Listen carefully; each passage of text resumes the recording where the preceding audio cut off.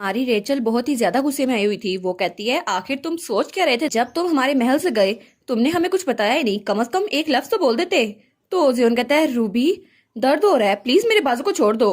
तो तब वो अपना हाथ पीछे कर लेती है और कहती है, और तुम्हारी सिस्टर के बारे में क्या, वो कहाँ पर है?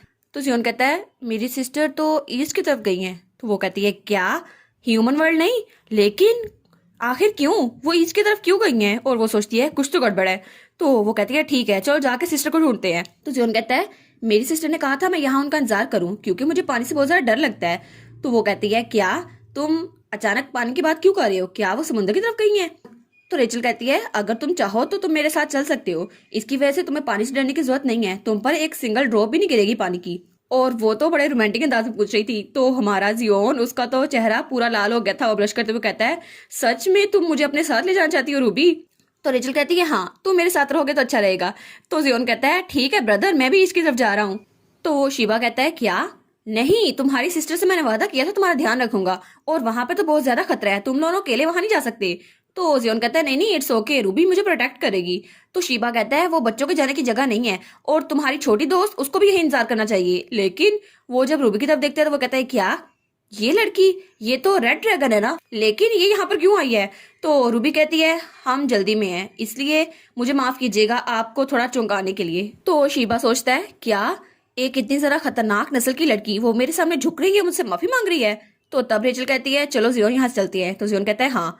तो शिबा सोचता है, एक मिनट, मियाँ मियाँ और ये लड़की आखिर ये लोगों के साथ काम क्यों कर रहा है, और आखिर ये किस किस्म के लोग हैं? तो अगर ये रेड ड्रैगन है तो इसका मतलब है कि वो लड़की, वो भी 20 नस्ल की हुई ना कोई।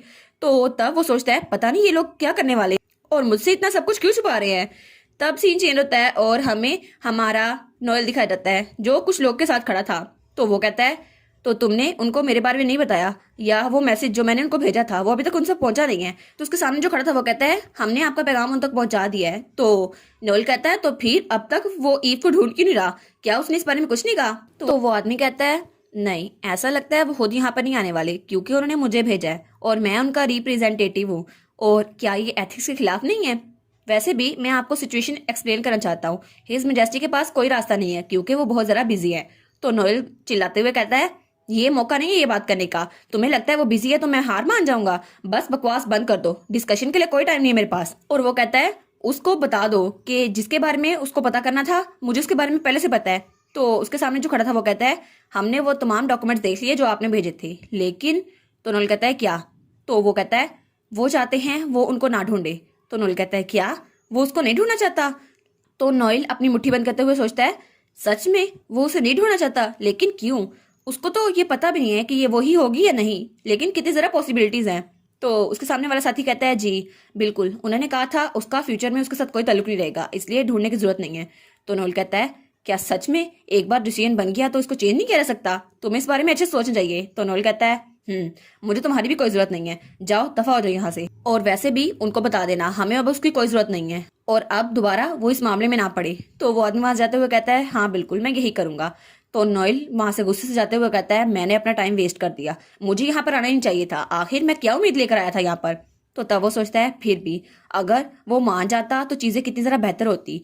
लेकिन मुझे लगता है वो इतना जरा फुलिश नहीं है, उसको ये ना पता हो कि ईव कहाँ पर है। शायद अगर उसे पता होता तो वो ईव को सच में हर्ट कर देता। तो तब वो सोचता है, ईव मुझे लगता है ये सारा कुछ मेरा कसूर था, जब मैं तुम्हें ढूंढूंगा तो मैं तुमसे माफी मांगूंगा, और मैं तुमसे माफी मांगूंगा क्योंकि मैंने तुम्हें डराया था, और मैं चीज़ों को जल्दी नहीं करूंगा। तो प्लीज़ ईव तुम मेरी साइड पे रहना, क्योंकि ईव बहुत ज़रा अच्छी लड़की है, वो मेरे पास वापस आ जाएगी। और वो सोचता है, एक बार जब वो मेरे पास वापस आई तो मैं उसको हर वो चीज़ दूंगा जो उसे पसंद है, और वो हमेशा मेरे साथ खुश रहेगी, और उसको सैड होने से बचाने के लिए मैं हमेशा उसको अपने साथ रखना चाहता हूँ। तब वो बहुत ज़रा खुश हो जाएगी, और मैं हमेशा चाहता हूँ वो खुश रहे। लेकिन तभी उसे आवाज़ आती है, तुम इतने बेवकूफ़ाना हरकतें क्यों कर रहे हो, बस उसको खा जाओ। तो वो कहता है, क्या? तो फिर से उसको उसी लड़की की आवाज़ आती है जो उसके सामने आते हुए कहती है, और अगर तुम उसको खा गए तो हमेशा तुम्हारे साथ रहेगी, हमेशा हमेशा के लिए, क्या तुम ये नहीं चाहते? तो नोएल कहता है, क्या तुम फिर से? लेकिन ये आवाज़ मेरा पीछा क्यों नहीं छोड़ रही?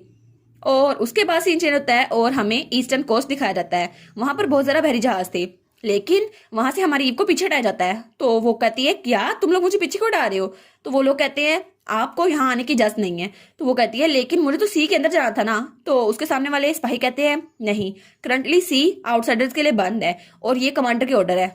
तो ईव कहती है क्या क्या कोई और रास्ता नहीं है। तो तब वो वहां एक जगह बैठी हुई थी, वो सोचती है ओ नो, मुझे लगा था यहाँ आकर मुझे कुछ तो मिल जाएगा, लेकिन ऐसा लगता है यहाँ बहुत सारे अरसे से किसी ने भी मरमेड्स को नहीं देखा। और वो बहुत जरा उदास थी। वो सोचती है मुझे यहाँ पर आना बहुत जरा मुश्किल लग रहा था, लेकिन यहाँ पर तो सी में जाना भी किसी को अलाउ नहीं है, आखिर ये सब कुछ बैन क्यों हुआ है। तो मियाँ कहता है मुझे लगा था ब्राइबरी काम आ जाएगी, उनको रिश्वत देंगे और थोड़ी देर के लिए वो हमें जाने देंगे, लेकिन उन्होंने मुझ पे हमला करना चाहा, पता नहीं वो लोग ऐसा क्यों कर रहे हैं। तो ईव सोचती है अब मैं क्या करूं, मैं इस तरह गिव अप नहीं करना चाहती, लेकिन मेरे पास और कोई तरीका बचा भी नहीं है और वैसे भी मेरे पास टाइम कम है, मुझे जल्दी से इस प्रॉब्लम को सॉल्व करना होगा जितनी जल्दी हो सके और फिर मैं वापस चल जाऊंगी। तभी मियाँ वो अपनी बिल्ली वाली फॉर्म में घुराता है। तो ईव कहती है मियाँ तुम्हें क्या हुआ। तो जब वो वहां पर देखती है तो कोई उसे कहता है तो तुम यहाँ पर हो। तो ईव कहती है क्या। तो वहां पर एक आदमी था, वो कहता है ये सच है ना कि तुम रैन से मिलने आई हो। तो वो कहती है रैन, कौन रैन। तो उठते हुए कहती है तुम किस रैन की बात कर रहे हो। तो वो कहता है ओ माय गॉड, तुम्हें अभी तक उसका नाम भी नहीं पता, तुम यहाँ उससे मिलने आई हो रूमर सुनकर, लेकिन अभी तक तुम्हें उसका नाम नहीं पता। तो वो कहता है वेल, तुम्हें अच्छे से पता होना चाहिए, अगर तुम्हें एंट्रेंस पे जगह नहीं मिली तो मैं तुम्हें वहां ले जा सकता हूँ। तो ईव कहती है ये क्या बात कर रहे हो, रैन कौन है और किसके बारे में बात कर रहे हो। तो वो कहता है तुम्हें रैन से मिलने के लिए एडवाइस नहीं चाहिए। तो वो कहती है क्या तुम जिस आदमी की बात कर रहे हो उसका नाम रैन है। तो वो आदमी कहता है रिस्पेक्टफुल टाइटल से बात करो, उनके नाम के साथ कोई भी टाइटल लगा लो, लेकिन तुम जैसे इंसान उनका नाम इतना कैजुअली नहीं ले सकती। तो ये भी बहुत ज्यादा डर जाती है। वो कहती है क्या, आखिर वो है कौन। तो वो आदमी हंसते हुए कहता है ऐसा लगता है तुम्हें बहुत कुछ जानना है मरमेड से, इसलिए तो तुम इतना जरा सामान लेकर आई हो, और उसकी पोटली में सोने के सिक्के भरे हुए थे, और मुझे लगता है कि रैन भी इस रकम से बहुत ज़रा खुश हो जाएगी। तो हमारी ईव सोचती है क्या। तो तब वो कहता है तुम्हारी बिल्ली बहुत ज़रा क्यूट है। तो मियाँ वो उसको देख के गुर्रा रहा था। तो वो कहता है ये पहली बार है जब मैंने देखा है कोई एक मॉन्स्टर को पेट की तरह ट्रीट कर रहा है। तो मियाँ सोचता है क्या क्या इसको पता है। तो ईव कहती है क्या ये मियाँ को पेट कह रहा है। तो तब वो जाते हुए कहता है हाँ चाहे तुम जो कोई भी हो, रैन के सामने सारे इक्वल हैं, तो चलो मुझे फॉलो करो। तो ईव उसके पीछे जाने लगती है। तो मियाँ सोचता है मुझे इस बारे में बहुत ज़्यादा बैड फीलिंग आ रही है, क्या हम यहाँ से नहीं जा सकते। तो ईव कहती है नहीं, हमें उसके पीछे जाना चाहिए। तो मियाँ सोचता है उसे पहले ही पता चल गया कि ये एक हाइब्रिड मॉन्स्टर है, लेकिन शायद ईव को अपना जवाब जानना है। तो ईव कहती है हमें उसका पीछा करना ही होगा, चलो उसे फॉलो करते हैं। और उसके बाद वो दोनों उसके पीछे जा रहे थे, लेकिन उन दोनों को ये नहीं पता था कि वो असल में है क्या और सच में उनकी हेल्प करेगा भी या नहीं।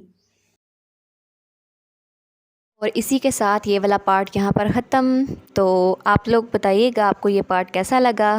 प्लीज़ लाइक करिएगा, कमेंट करिएगा और शेयर करिएगा। और जो न्यू व्यूवर्स हैं काइंडली वो चैनल को सब्सक्राइब कर दें।